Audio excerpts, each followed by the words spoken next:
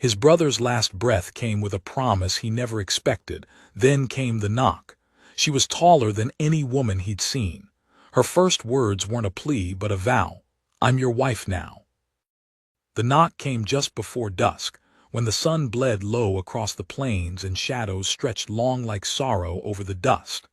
Abram Callahan hadn't expected visitors, not after burying his brother just 3 days ago beneath the crooked oak behind the barn. He hadn't spoken more than a few words since. The world had gone still around him, as if grief itself had stolen sound from the wind. The second knock was heavier, not urgent, but solid, like someone knocking not just on wood, but on the door to something they already believed was theirs. Abram stood from the kitchen table, his knees stiff, his chest hollow. The shovel still leaned by the door, dried with the earth that had covered Isaac's grave. He hesitated, then unlatched the door and pulled it open. She filled the frame. A woman, no, a figure of towering strength stood in the fading light, shoulders broad as any ranch hand's, thick arms wrapped in faded denim, her shadow pooling over the porch like spilled ink. Her eyes were pale blue, sharp and calm, set beneath a strong brow and dark, wind-blown hair braided down her back.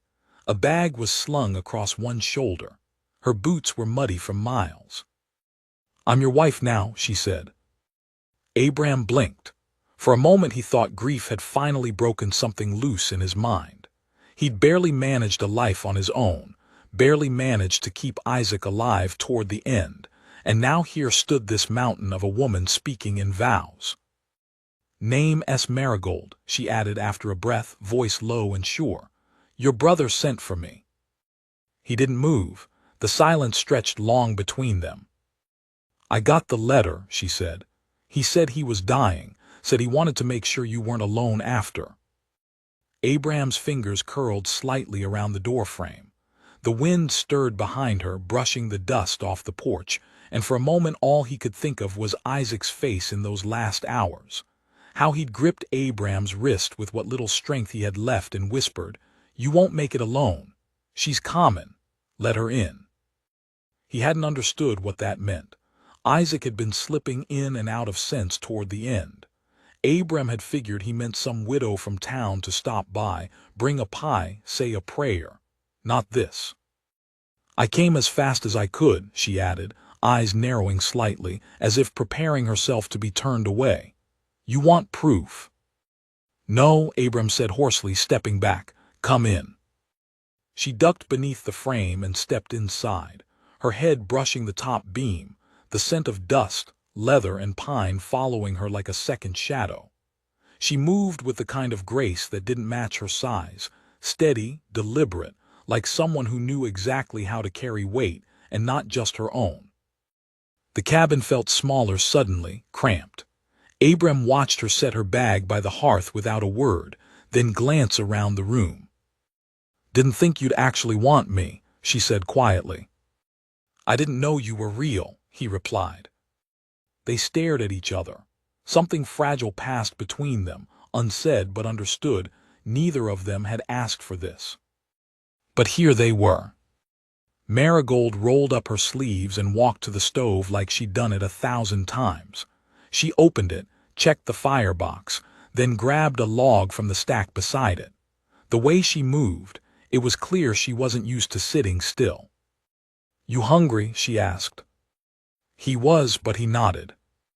She boiled water, opened a tin, got soup started with hands that moved confidently, efficiently, like this wasn't the first home she'd walked into, but maybe the first she'd been asked to stay in. "I don't know how to do this," Abram muttered after a while. "Neither do I," she replied without looking back. They ate in silence. The wind outside picked up, but inside the cabin it was warm, solid. Abram watched her hands. Big, scarred, work-worn. Not the delicate fingers most men dreamed of wrapping around their own, but they looked steady, capable. "I buried him Tuesday," he said. Marigold stopped chewing, bowed her head slightly. "I'm sorry. He never told me he sent for you. He said you'd fight it if he did." Abram gave a bitter laugh. He was right. She looked up then, her eyes quiet but unwavering. Then don't fight. Just let me stay until the frost lifts. What happens then? She shrugged. If you want me gone, I'll go. If not, I'll be your wife for real. He didn't answer. He just nodded slowly, not because he agreed, but because he couldn't think of a single reason not to. Not after what the last winter had done to him. Not with the quiet way Marigold held herself, as if she knew how to fight off cold and loneliness and loss, and maybe wouldn't mind fighting them off with him. That night she slept on the floor by the hearth, rolled in her own bedroll, Boots beside her. Abram lay awake on his cot, staring at the beams above, listening to the sound of her breathing. She didn't snore. He'd expected her to. In the morning the frost was thick on the window panes, but Marigold was already up, already splitting wood out back. Abram watched from the kitchen window as her axe fell clean and heavy, splitting logs like they were kindling. There was no performance to it, no need to prove anything. She simply did what needed doing. He stepped outside and she nodded to him without pausing. You got a winter root cellar. Half dug, he admitted. She stopped then, leaned on the axe handle. I'll finish it. You don't have to. You got any plans to survive winter without one? He shook his head. Then I do. And that was that. They worked together all day. She took the heavier loads without comment. He handled the smaller tools. She didn't talk much, and neither did he, but by sundown the cellar was done, the woodpile stacked twice its height, and the barn swept clean. Abram couldn't remember the last time the place had looked so ready. Over dinner he asked, Where are you from? Montana, she replied. Lived near Fort Benton. Parents died when I was 17, been working ranches since. You ever been married? She shook her head. Your brother was the first to ask. Why'd you say yes? Her spoon paused halfway to her mouth. Because he said you were kind, and I didn't want to die alone. Abram stared at her. He said I was kind. She gave a small, dry smile. He lied about a lot of things, didn't he? That made him chuckle despite himself. Later, they sat by the fire. Marigold pulled out a small notebook from her bag and flipped through pages filled with neat handwriting. She caught him looking. Letters, she said, from Isaac. Can I see? She hesitated, then handed it over. Abram read quietly. Isaac's handwriting was uneven near the end, but the words were steady, thoughtful. He spoke of Abram, of how he'd failed him, of how this woman, this stranger, might be the only way to make it right. And at the bottom of one page, scrawled in ink that had bled from shaking hands, were the words, Tell him not to push her away. She's stronger than both of us. Abram closed the book slowly. Marigold didn't look at him. She just stared into the fire like it held something she couldn't reach. Outside, the wind howled against the shutters, and Abram realized for the first time in a long time. He wasn't dreading tomorrow. The days that followed slipped into a rhythm neither of them questioned. It wasn't ease exactly, but something like it. The way-worn boots fit better after enough miles. Marigold rose with the dawn, often earlier, and was already chopping, hauling, or stitching by the time Abram rubbed sleep from his eyes. She didn't ask what needed doing, she just did it. When a hinge groaned, she oiled it. When a fence leaned, she set it straight. When Abram muttered about a soft spot in the roof, she was on the ladder with a hammer before he finished the sentence. He tried to help where he could, but he saw how she watched him. Not in a mocking way, never that, but like she was measuring what he could carry without breaking. By the fourth morning, Abram didn't flinch when she sat at his table uninvited.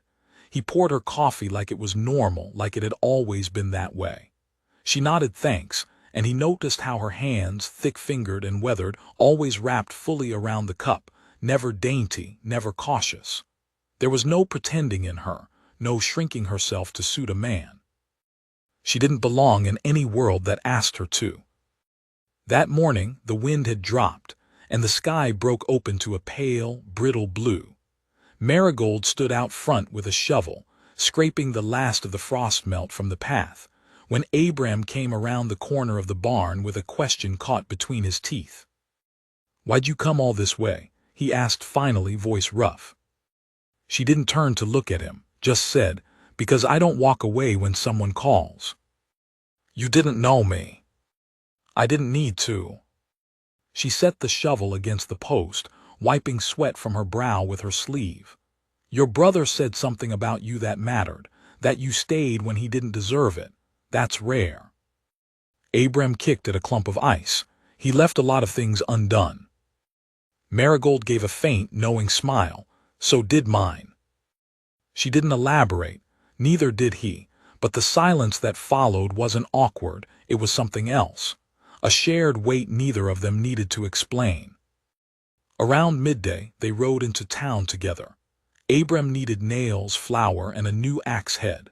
Marigold rode behind him on a borrowed mule, silent, hands steady on the reins, eyes scanning every face that turned toward them. And they all turned. Hickory Bend wasn't the sort of place to welcome new folks without a dozen questions, and Marigold wasn't the sort of person to arrive unnoticed.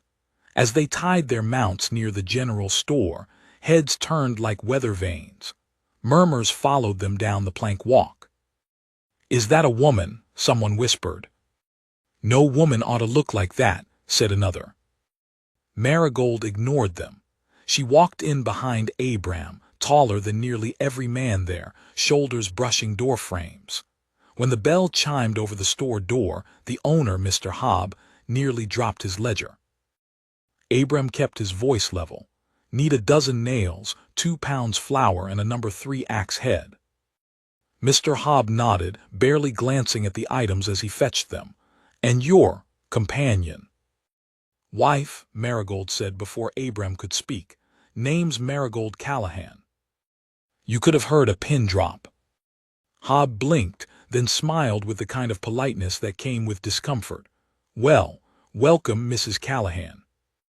She gave a short nod, "Thanks." As they walked out, Abram said nothing. He waited until they were 3 buildings down before murmuring, "You didn't have to say that." "I did," she replied. "They were gonna ask. Best answer's the one they can't argue with." He didn't disagree. That night, after stew and chores and a quiet hour spent sharpening blades by the fire, Abram asked, "You mind being called that, Callahan?" Marigold looked up from her carving. She was working on a block of ashwood, whittling slow with small, precise movements. "It's not the worst name I've been given," she said. "What was the worst?" She looked at him, then really looked. "One I didn't choose." He nodded slowly and left it there. The next week passed with the kind of rhythm grief makes, slow, steady, often interrupted by memory. Abram caught himself pausing by the stable, expecting Isaac to walk out with that half-grin and cocky gait. He'd hear a creak in the house and think it was his brother dragging his bad leg across the floor. But it was Marigold now, always her, moving with purpose, filling in gaps without even trying. It unsettled him, how quickly the cabin stopped feeling empty. But the peace didn't last. On the 8th day, just as dusk crept in and dinner cooled on the table, a rider came, fast, kicking up a tail of dust so thick it looked like smoke. Abram and Marigold stood together on the porch as the rider galloped straight to their fence, reined in hard, and leapt down in one motion. It was Sheriff Boone. Gray-bearded and square-jawed, Boone wasn't a man to stir up trouble without cause. But he didn't tie his horse or remove his gloves, just marched up the path and stopped 5 feet from them. "We need to talk," he said. Marigold crossed her arms. Abram stepped forward. "What's wrong?" Boone's gaze flicked toward Marigold and then back to Abram. "It's about your brother." Abram felt the hair on his neck rise. "He's dead, Boone." "I know, and I'm sorry, but before he passed, he took something that wasn't his." "What?" Boone hesitated. "A deed. Belonged to a man named Walton, 40 acres east of here. Isaac sold it to someone, but it wasn't his to sell. Abraham's mouth went dry. Why come to me? Because Walton's boy is back in town. Says he wants the land or payment, and your name's still tied to the property. I didn't. Boone raised a hand. I know you didn't, but the boy's not looking for truth. He's looking for blood. Marigold stepped forward then. What kind of man is he? Boone's lips tightened, the kind that smiles while lighting a fuse. Abraham nodded slowly. Thanks for the warning. Keep your rifle close, son, and your doors locked. Boone tipped his hat and rode off, dust trailing behind him. Inside, the stew had gone cold. Neither of them touched it. He's coming, Abraham said, staring at the wall. Marigold nodded. Then we'll be ready. You don't have to stay. I know, she replied, standing tall by the fire. But I already said I was your wife. He looked up at her. You meant it. She shrugged. I don't say things I do mean. Outside, the wind picked up again. Somewhere far off, a coyote howled. But inside the cabin, the air held still. Marigold stood like stone, unshakable, while Abraham felt something inside him shift. Not trust. Not yet. But something just as dangerous. Hoping. And far off behind the hills, a fire burned. A warning, a promise. The fire on the ridge burned until dawn. Abraham didn't sleep. Neither did Marigold. They took turns watching the hills through the front window, rifles within reach, the quiet between them no longer awkward but thick with the weight of what was coming. Abraham had seen the Walton boy once, years back. Reuben Walton, mean-eyed and lean, with a mouth too fast and fists too fast to follow. Isaac had never gotten along with him. Now he understood why. Marigold didn't speak much that night. She simply moved with calm intention, oiling hinges, checking locks, preparing the rifle with measured care. At one point she disappeared out back. When she returned, her hands were dusted with clay and ash. Pitched the fire low, she said. Made it look like we're sleeping, but we'll watch from the barn. They come, they won't expect us ready. Abraham nodded, the realization settling in deeper. She wasn't just strong. She was clever, practical, the kind of person you wanted next to you when things fell apart. They crouched in the loft of the barn for hours, breath visible in the cold, horses restless below. The view from the slats gave them just enough of the cabin's front and the trail beyond. Abraham found himself glancing at her more than once, not to say anything, but because she seemed so still, so focused. Not like someone waiting for danger, but someone who had already met it before and knew how it moved. When dawn came without incident, Marigold shifted slightly, cracking her back. Nothing, he whispered. She shook her head. Not yet. They came down from the loft and walked the perimeter. No hoofprints, no broken branches, nothing disturbed. But that didn't mean they were safe. It meant the Walton boy was waiting for something, a better angle, a weaker moment. Marigold leaned on the fence, gazing toward the eastern ridge. He'll wait until he thinks we're soft again. Then we won't be. She looked at him, her expression unreadable. You ever kill a man, Abraham? He hesitated. No. She nodded as if she already knew. Let's hope we don't start this week. They kept busy that day. There was still work to do, and neither of them liked the taste of idleness. Abraham repaired the feed trough. Marigold salted meat for the coming winter. When he looked over, she was wrist-deep in salt, eyes steady, lips pressed in a thin line. You always this calm? He asked. She glanced up. You ever seen a fire jump fences? Yeah. That's what panic does, makes things worse. That night Abraham didn't light a lamp. They ate by the firelight, quiet and alert. Marigold set a kettle on for tea, her own blend from a pouch she'd kept in her bag. Mint, a little sage, dried apple skin, she explained. Good for sleep. He drank it without comment.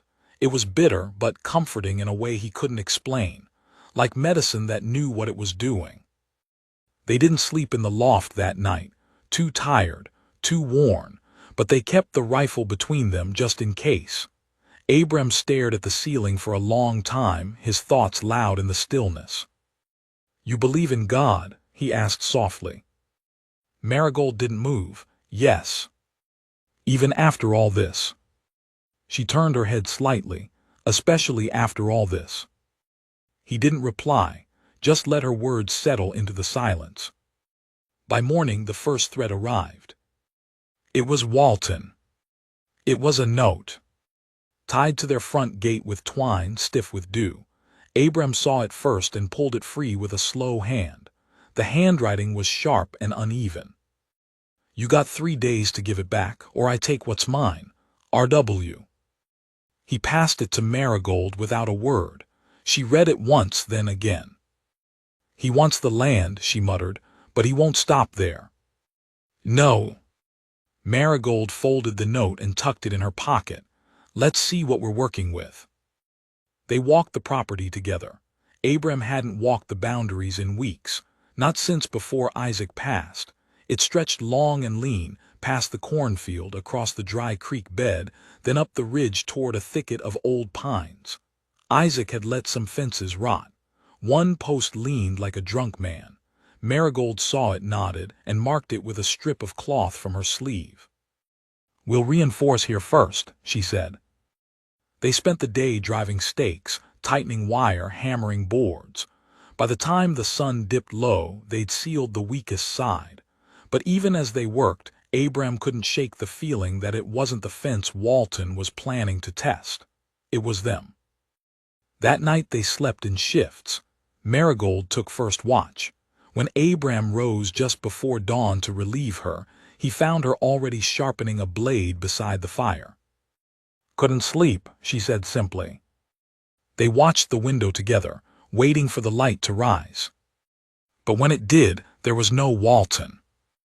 Instead, there was something worse. The barn had been burned. Not fully, but enough. The east wall charred, scorched black, a bucket still smoldering nearby. The horses were shaken but untouched, the blaze stamped out before it could spread. Marigold stood in the soot, jaw clenched, fingers curled around the axe she hadn't let go of since rising. "He was here," she said. Abram nodded slowly, "and he wanted us to know it." Marigold walked the edge of the damage, then knelt in the ashes. Boot prints, 2 men, maybe 3. "He's not coming alone." "No, and next time he won't leave with just a warning." They doubled the watch, fortified the barn, laid traps in the brush beyond the property line. Marigold knew tricks Abram had never seen, trip lines made of twine and nails, signal bells fashioned from tin scraps, even a hidden trench dug in the high grass. "You always think like this?" Abram asked as they worked. "I learned young," she said. "People who want something usually take it when you're not ready." The third night came fast and cold. Abram felt it in his chest, tight, heavy. He'd lived through hard winters and failed crops, but this was different.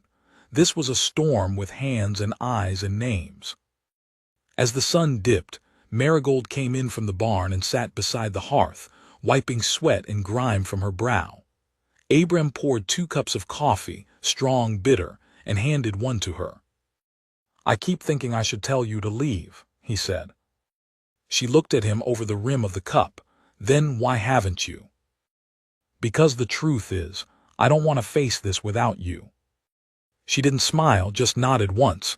"Then we won't." Abram swallowed hard, the words raw in his throat. "If something happens to me." "No," she cut in. "You don't even know what I was going to say. You were going to say if you fall, I should run." He blinked. She leaned in. "I don't run, Abram, I never have. I didn't ride 500 miles to bury another man and start over. I'm here, until the end." Abram looked down at his hands. They trembled slightly. "I didn't ask for any of this," he whispered. "Neither did I," she replied gently. "But maybe we were meant to find what we didn't ask for." They sat in silence again. The fire popped and hissed. Outside, the wind picked up. The last day before the deadline was about to begin. When the knock came, it wasn't on the door, it was on the gate. 3 sharp raps of metal on wood. Abram and Marigold stood at the same time, rifles ready. Through the window they saw him. Reuben Walton. Tall, lean, dressed in a black coat and a gray hat pulled low. A scar down one cheek like a lightning bolt carved by fate. Behind him, 2 men stood with rifles and hollow eyes. He didn't speak, just waited. Marigold stepped to the door, looked at Abram. "You ready?" she asked. He nodded. They stepped out together. The morning sun hadn't yet cleared the ridge, and frost still clung to the blades of grass when Abram and Marigold stepped out to face the man who'd set fire to their barn and sent threats laced in ink and smoke. Reuben Walton stood like he'd been carved from iron, hands resting casually on the ivory grip of a revolver that wasn't quite holstered. His men flanked him, their eyes dead and cold, rifles hanging loose but ready. Abram didn't speak. He moved slow and steady down the porch steps, his boots creaking against the frost-hardened wood. Marigold walked beside him, tall and unshaken, her presence more defiant than loud words ever could be.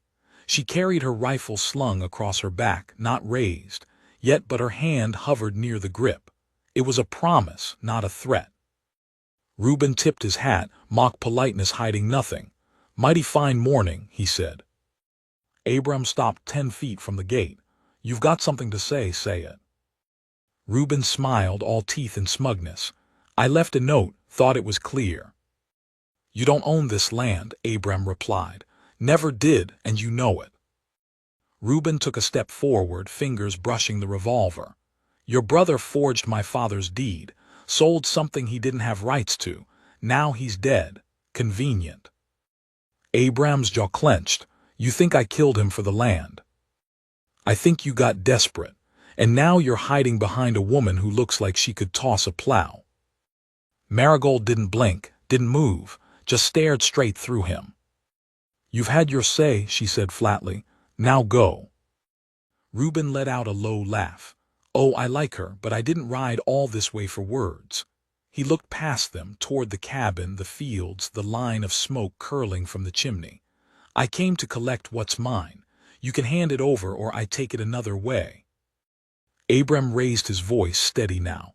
"The land's under my name. Whatever Isaac did, he did alone. You want a trial, file a claim." Reuben's smile vanished. "I don't do courtrooms, Callahan. I do graves." And then he drew. But Marigold was faster. Her rifle snapped up and cracked like thunder.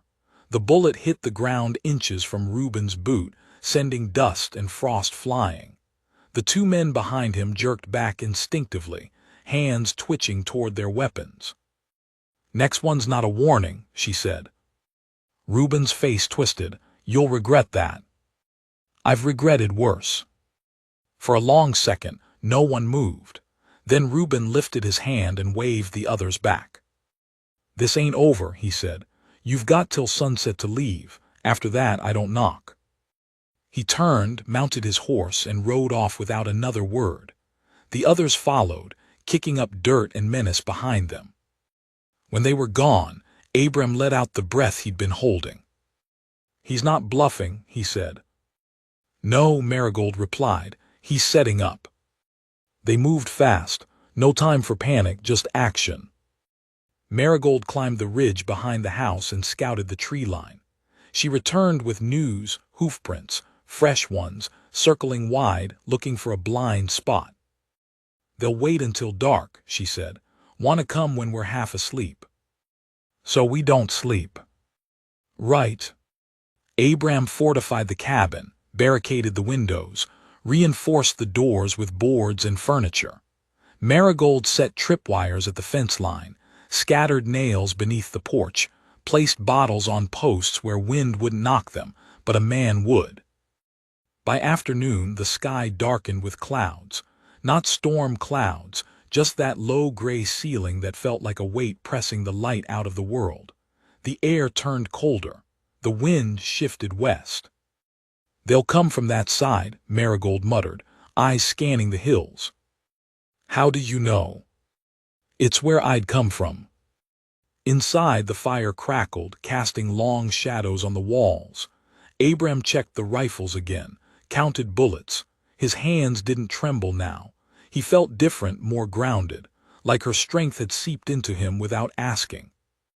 Marigold stepped close, not too close, just enough. If this goes wrong. No, he said. Listen to me. He turned to her. Her face was calm, but her eyes held a storm. If this goes wrong, you get out, through the back. There's a trail that leads down the hollow. Follow the creek west until you hit the mill road. Someone'll find you. I'm not leaving you. You will if you want to live. He shook his head. I didn't ask for you. I didn't want this. But now you're here, and I'm not letting another person I care about get buried because I stood back. She didn't argue. Didn't need to. They stood in silence as the sun fell behind the hills. The light bled out of the world slowly, shadows swallowing the valley. The bottles on the posts clinked once. Then again.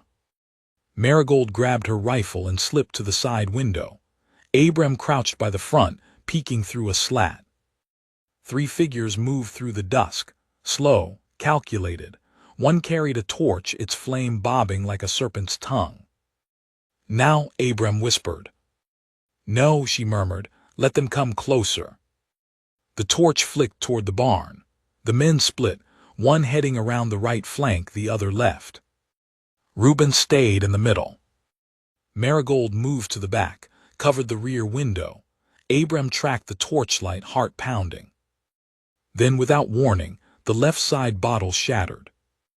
Movement fast. Now, she said. Abram kicked the front door open and fired once into the air. Stop. The torch dropped. The man on the left turned toward him, eyes wide. A crack from the back, Marigold's rifle, one down. Another shot, Abram's, missed. The last man turned to run. Marigold cut him off.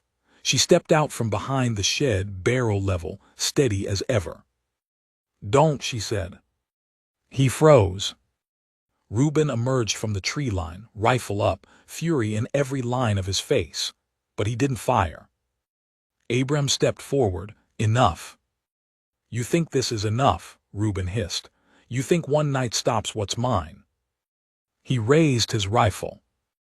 And Marigold shot him. Not in the chest. Not in the head. But in the leg. Reuben dropped like a sack of grain, howling. His men ran. She walked up to him, rifle still aimed. You'll live, she said, but you won't walk right again. You want to come back, you'll do it with a limp and a memory. Reuben spat blood. You ain't law. No, she said, I'm mercy. Sheriff Boone arrived 2 hours later. Someone in town had heard the shots and fetched him. By then, Abram had dragged Reuben to the porch, tied and groaning. Boone took one look and sighed. Tell me you didn't kill him. He's alive, Abram said. He tried to burn us out again. Boone rubbed his face. I'll take him, but you'll have to speak to the judge come spring. We'll be there. Marigold stood behind him, arms crossed. Boone looked at her for a long time. You're a strange woman, he said finally. She nodded. I get that a lot. Boone tipped his hat and hauled Reuben into the wagon.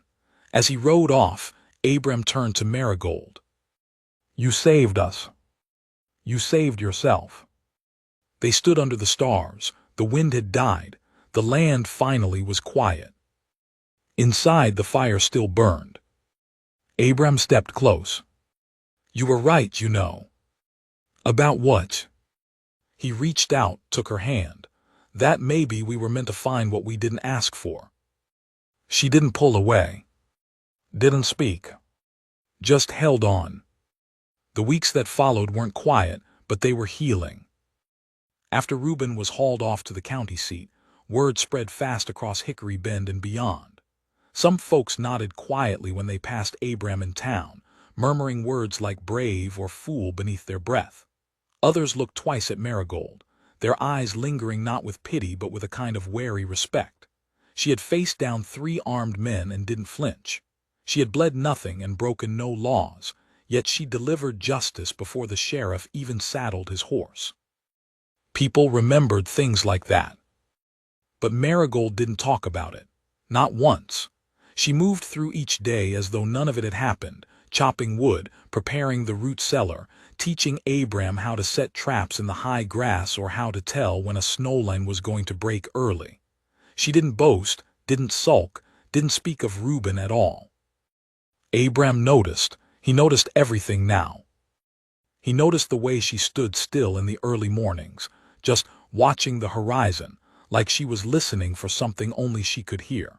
He noticed how her hand hovered over her hip, even inside the cabin when something clattered too loudly.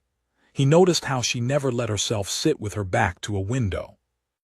One night as they sat by the fire, silence stretching easy between them, Abram finally asked, "You've been running long." She didn't look away from the flames. Not running, watching. Watching for what? She was quiet for a long time. Then she said, "For whoever's next." He waited, but she didn't add more. Instead, she stirred the embers with the iron poker and said, "Some people carry bad luck like a coat. Keeps following no matter how many times you burn it." Abram leaned forward, elbows on his knees. "You think that's what you are, bad luck?" She turned to him slowly, face calm but firm. "You don't get 3 winters of ranching work while living in a wagon unless you've been turned away more than you've been taken in." He looked down at his hands, the calluses, the lines carved from years of effort. "You're not bad luck, Marigold." She didn't answer, but her eyes softened just a little. After that night, something shifted between them. They didn't talk about it, didn't name it, but it was there. In the way they moved around each other, in how they handed off tools without speaking, in how their eyes met more often, longer each time. Winter came fast that year. The first snow swept in from the north, low and heavy, burying the ground in silence. The wind pushed against the cabin walls, howling like it remembered who had lived there and who had died. But inside, the hearth stayed warm and the shelves stayed full. Marigold had prepared for this, and Abram had followed her lead, learned from her in every step. They were surviving, but more than that, they were enduring. One morning, as the snow fell thick and slow, Abram woke early to find Marigold already dressed, coat buttoned, boots laced. She stood at the door, rifle in hand, staring out into the pale gray. "Something wrong?" he asked, still pulling his shirt over his head. "I saw something last night," she said. "A shape near the tree line, too big for a deer, too low for a man walking." Abram joined her at the window. All he saw were pines weighted with snow and the soft trail of animal prints. "We'll check it," she said, already stepping into the drift. He followed, teeth clenched against the cold. The prints weren't animal after all, boot treads, wide and shallow, disappearing into the trees. They followed the trail for half a mile before finding the remnants of a camp, a cold fire pit. Some branches snapped clean, not from weather but from weight. "Someone was watching," she muttered. "Think it's Reuben's men." She shook her head. "He's in lockup, but that doesn't mean he didn't send word." They destroyed the camp, covered the prints, returned home faster than they'd left. That night, Marigold added another lock to the door. Another week passed without sign, then another. The wind turned cruel. The snow grew deeper. They rationed wood and canned beans and whatever meat Marigold had cured back in September. At night, they sat close to the fire, not touching, but near enough to feel the shared warmth. And then one morning, a letter arrived. A rider from town delivered it, his coat soaked, his beard crusted with ice. "Sheriff Boone sent me," he said it was urgent. Marigold took the letter, her fingers steady even as she broke the seal. She read once, twice, then handed it to Abram. Reuben Walton escaped custody, 2 guards dead, believed to be heading back to Hickory Bend, Be on guard, I'm riding out tomorrow. Boone. Abram lowered the letter slowly. He's coming back. Marigold nodded, and this time he won't knock. They prepared again. Only this time it was different. There was no panic, no fear scrambling under the surface. Abram knew what to do now, knew how to check for weak spots, how to pack snow for sound, how to turn the barn into a fortress if needed. He worked beside her like they'd been building this place for a decade. One night, as they hauled in the last load of wood, Abram stopped beside her. I keep thinking about what you said, about not choosing this life. Marigold didn't look at him, just stacked logs into the bin. He continued, I didn't choose it either. I didn't choose to bury my brother. I didn't choose to inherit a woman I didn't know. I didn't choose this cabin, this land, this fight, but it chose me, and maybe it chose you too. She glanced over then, her face unreadable. What are you saying? He stepped closer. I'm saying maybe we stop surviving and start living, you and me, not out of duty, not because of Isaac's letter, because we want to. She looked at him a long time, then said softly, what if I don't know how? Then we figure it out, together. The silence that followed was heavy, not with tension but with decision. She stepped back inside without a word, but that night she didn't unroll her bedroll by the hearth. She slept in the cot beside his. Clothes not touching, but closer than ever before. The next day they built a second door. Stronger, braced, as if they both knew that whatever came next would test everything they'd built. And then 2 nights later, the wind shifted. Abram was sitting by the fire, reading the last of Isaac's letters when he heard it, a creak outside. Not wind, not animal. Wood under boots. He stood slowly. Marigold was already moving, rifle in hand, breath measured. They didn't speak. Didn't need to. They moved together, side by side, toward the front door. Abram peeked through the slat. A man stood just beyond the porch. Alone. Coat flapping in the wind. Face in shadow. Reuben, Abram whispered. Marigold stepped in front of him. He came alone, she said. Or wants us to think so. They waited. And then he spoke. I came to talk. Marigold's voice was calm but loud. Then talk from there. I was wrong, Reuben said.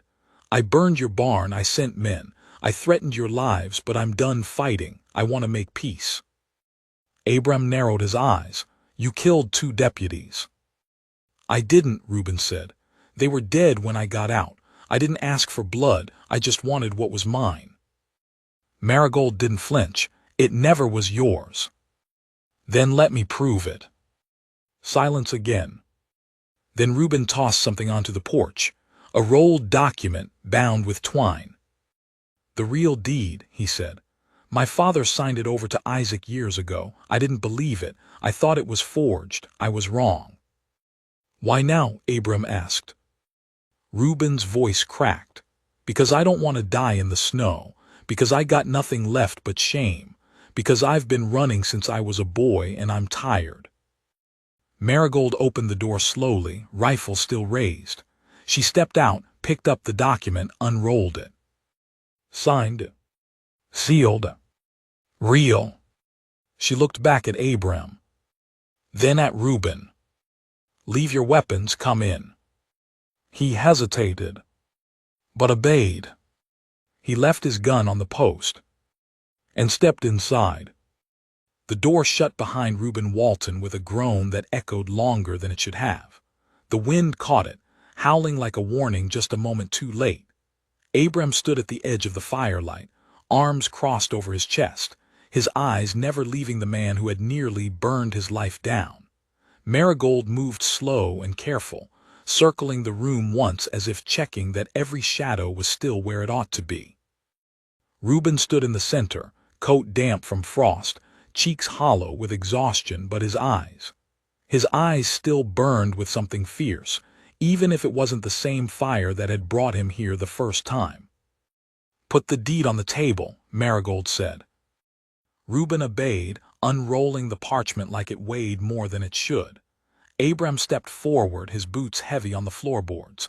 The paper was official, yellowed, brittle around the edges, but genuine. Abram scanned the names, the notary stamp, the signature. Isaac Callahan. Dated 4 years prior. "It's real," he said quietly. Reuben nodded. "Told you. That doesn't erase what you did." Reuben didn't flinch. "I know."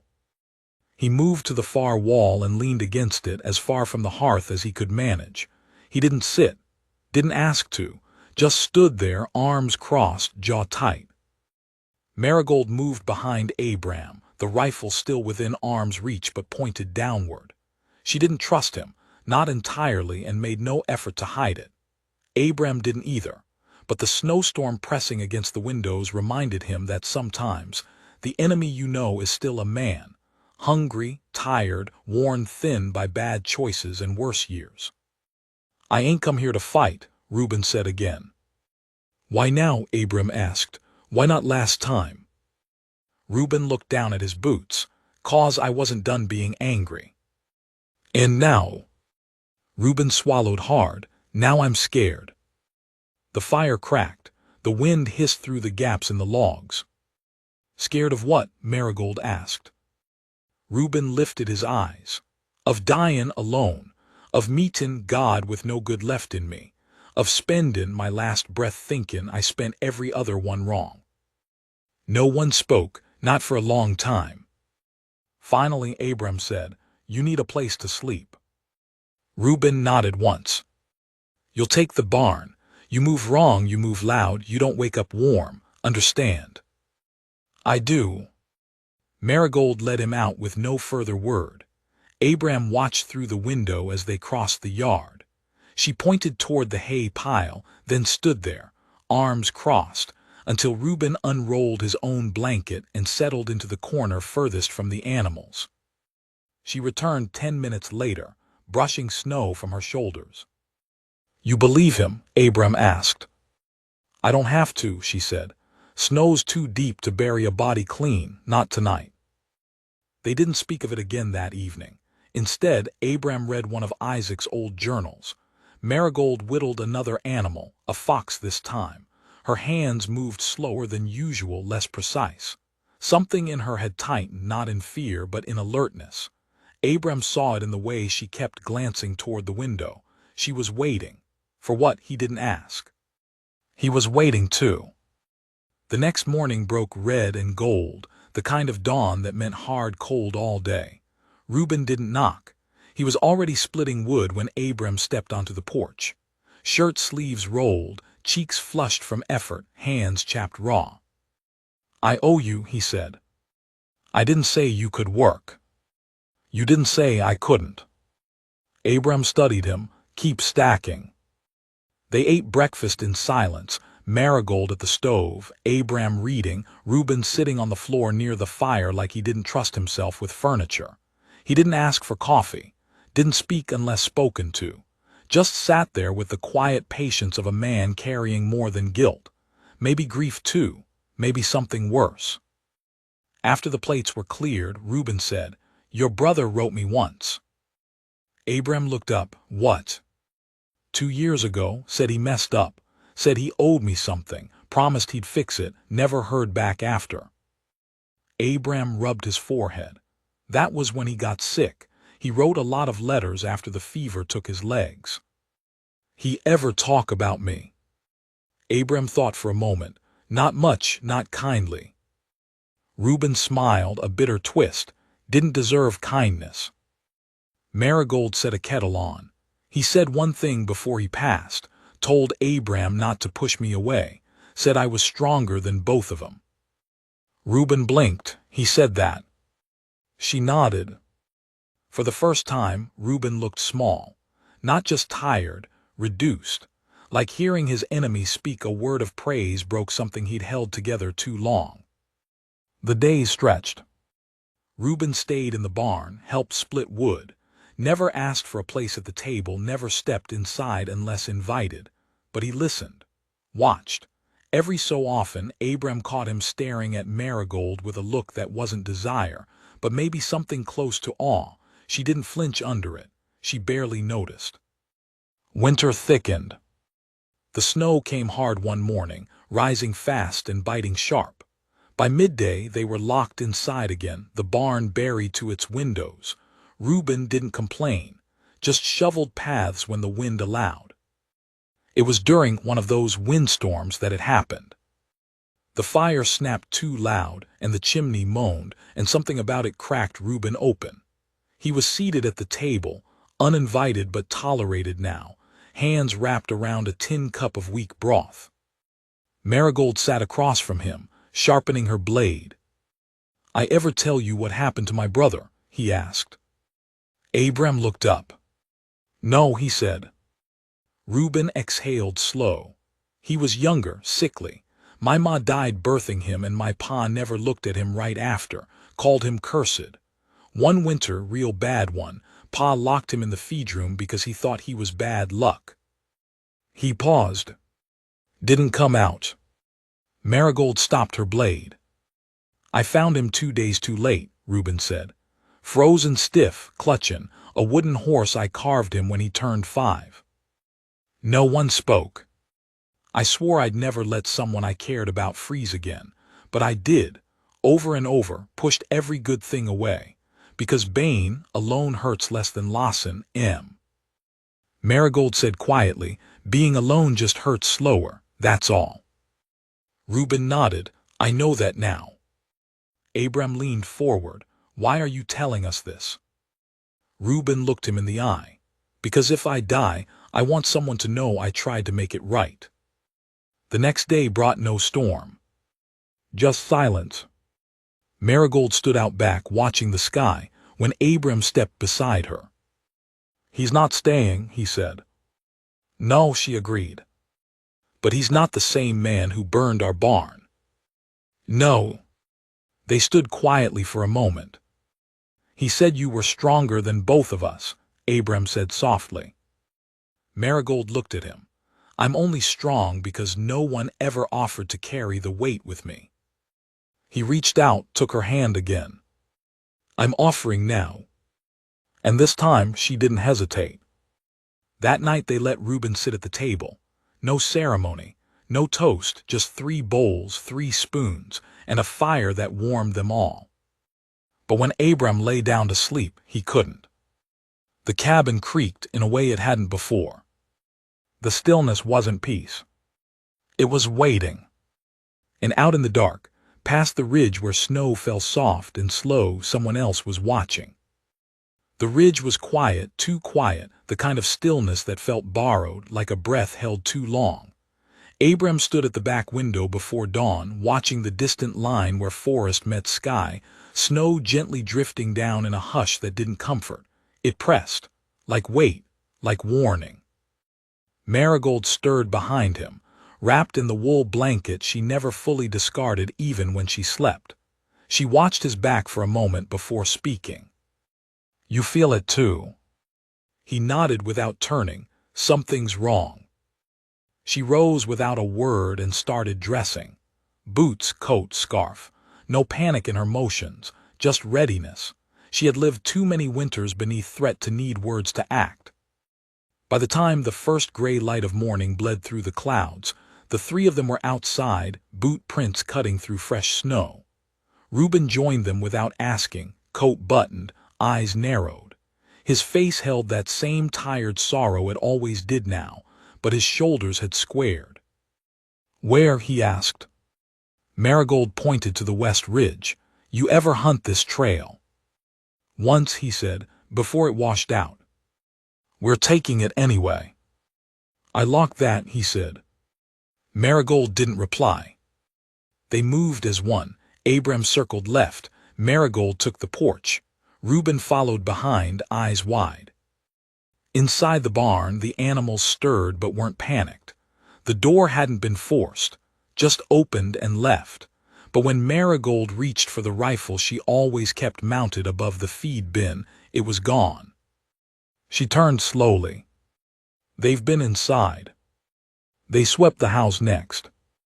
Everything seemed untouched, hearth cold, dishes undisturbed. But when Marigold opened the drawer beneath the floorboard where she'd hidden her extra bullets, it was empty. They took what they needed, she said, her voice even, and they're not done. That night the three of them didn't sleep. They sat at the table, maps spread between them, candles burning low. "Why now?" Abram asked. Reuben leaned forward. "Reuben Walton burned a barn and the law took him away. That news gets around. Makes some men want to test the next one, see how far they can go before someone else draws first." Marigold stared at the map, her finger tracing a rough line around their property. "They're not here for land. They're here for the fight." Abram looked up. "So what do we do?" "We give it to them," she said. The plan came together in silence. No grand speeches, no dramatic declarations. They fortified the barn first, nails driven deep, barrels stacked inside the doors, slits cut into the upper walls for sightlines. Marigold taught Abram how to aim not for the center of mass, but for the ground just in front of a man's feet. "Scare him first," she said. "Make him think about running." Reuben spent 2 days building what he called a fool's trail, tracks leading away from the cabin, footprints dragging a sled loaded with empty sacks to make it look like they'd fled with supplies. "They'll follow this first," he said, "if they're stupid." "And if they're not?" Abram asked. Reuben's face was grim. "Then they're already watching us." The storm broke on the 5th day. Not of snow, but of men. It started with a whistle in the night, long, low, like a hunting call, then the crack of glass. The bottle Marigold had set on the west post shattered by a rock.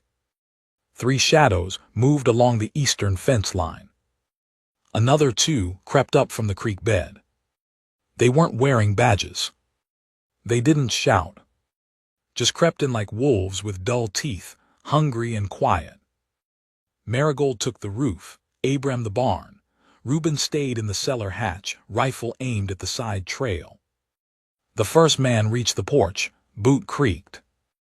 Marigold fired. He dropped. The second bolted and was caught by Abram's warning shot, which kicked up snow near his feet. He ran. Then the rest charged. Gunfire tore the night open. Smoke and heat spilled from the windows. Bullets pinged off tin and splintered logs, but the 3 inside held firm. Abram hit one man in the shoulder. Reuben winged another across the calf. Marigold dropped her rifle to reload and hurled a lantern at the east approach. Flames lit the snow like sunrise, driving the attackers back. One man made it to the barn. He slipped through a side crack and got within 10 feet of Reuben's position. The 2 locked eyes, and for a heartbeat, neither moved. Then Reuben stood. No rifle, just his fists. The man charged. Abram heard the struggle before he saw it. Wood cracking, flesh hitting flesh, a grunt of pain. By the time Abram reached the hatch, Reuben was on the floor, bleeding from the mouth, but the other man was unconscious beside him. Marigold swept through the final clearing with practiced aim. The last 2 men turned and fled into the dark, rifles clattering behind them. When silence returned, it wasn't peace. It was exhaustion. Abram slumped against the barn wall, breathing hard, ears ringing. Marigold moved through the snow like a spirit checking bodies, tying the ones who still breathed, burying the ones who didn't. Reuben sat on the porch, cradling his side, blood dripping into the snow. "You good?" Abram asked. He nodded once. "I earned it." They didn't sleep, not that night, not really. They just sat in the kitchen, bruised and alive, the fire burning low. Marigold wrapped Reuben's ribs with a torn sheet, silent as always. When she finished, Reuben said, "You think they'll come again?" She paused, then said, "No, not after this." And when she looked up at Abram, there was something different in her eyes. Not fear. Not even relief, but something close to peace. You're not just surviving anymore, she said. You're standing. He met her gaze. So are you. She gave a small smile. I always was. Outside, the snow began again. Soft, gentle, like something finally exhaled. The snow fell easy now, slow and soft, like the land itself had grown tired of harshness. A thick silence blanketed everything by morning, not the kind that comes before danger, but the kind that settles after it. Abram stood on the porch, coffee steaming in his cup, his breath fogging gently in the cold. Behind him, the house was still. Marigold slept upstairs for once, not curled on the floor with her back against the hearth, but in Isaac's old bed, the one she'd scrubbed clean, patched the quilt on, and made her own in slow, quiet ways. Reuben remained in the cellar, not because he was unwelcome, but because he had insisted. Best I keep some space, he had said, half wincing, half smiling as Marigold wrapped his ribs the night before. I'm not trying to plant myself where I don't belong. And yet, he didn't leave. Abram sipped the coffee and stared out at the stretch of white beyond the fence line. Tracks from the night raid had already vanished, swallowed by the fresh fall. What remained were dents, faint impressions of struggle, blood darkened and iced over. But the fence was still standing. The cabin still held. The barn, scarred but intact, still gave shelter. And the people inside had not broken. Not once. The door creaked behind him. Marigold stepped out, wrapped in her coat, her hair braided down her back, steam rising from the cup she carried. She didn't speak at first, just stood beside him, eyes tracing the same landscape. They won't come again, she said after a while. No. You believe that? He nodded slowly. They came to take something that wasn't theirs. What they found was something they didn't expect. She turned her head slightly. And what's that? Abram smiled faintly. A woman with fire in her blood and a man who finally stopped running. Marigold looked at him for a long time. Her expression didn't change, but her hand found his, and they stood that way as the morning light spilled over the ridge, painting the snow in gold. Reuben emerged mid-morning, pale but upright, his coat bundled tighter than usual. He stood at the porch steps and looked up at them. I've been thinking, he said. Dangerous habit, Abram replied. Reuben grinned, then grew serious. There's a church 3 towns over, small one. Folks say the preacher's the type to take in lost causes. I think maybe I ought to see if that's true. Marigold nodded. You could stay. I could, Reuben said, but it wouldn't be right. I've seen what this place is. It's yours now. Abram stepped down and extended a hand. Reuben took it, their grip strong. You saved us, Abram said. Reuben shook his head. I paid a debt, there's a difference. He turned to Marigold. You're not what I expected. She raised an eyebrow. Most people say that. They're wrong. You're exactly what the world needs, just not what it knows how to handle. Marigold smiled, just barely. I won't forget what you did, he said. Make sure it means something, she replied. With that, Reuben walked down the trail. The snow crunched beneath his boots, and though his steps were slow, they were steady. He never looked back. They watched until the trees swallowed him. Inside, Abram sat at the table, thumbing through Isaac's journal. He'd read every page by now, but one entry caught him differently this time. March 14th. I don't know if she'll come. I hope she does. I hope Abram opens the door. He won't see it now, but he's the only person strong enough to carry a heart like hers. Maybe he'll remember I said that, maybe not. But I want him to know I never regretted choosing family, even when I didn't deserve one. Marigold stood in the doorway, her arms crossed. He knew, she said. Abram looked up. Isaac, he saw something neither of us could. He knew we'd fit.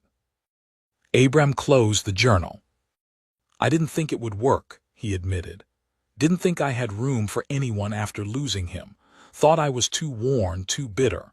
Then you showed up with that coat and that rifle and said, "I'm your wife now," like it was a truth and not a decision. Marigold walked toward him slowly, each step deliberate. She stood behind his chair and rested a hand on his shoulder. "I didn't say it to be clever," she murmured. "I said it because I meant it." He looked up, and for the first time he saw it, truly saw it. All the pain she carried, the roads she'd walked alone, the doors that had slammed in her face, the hands that hadn't reached back. And still she stood tall. Still she loved in her own quiet way. Not with flowers or songs, but with action, with presence, with the simple refusal to leave.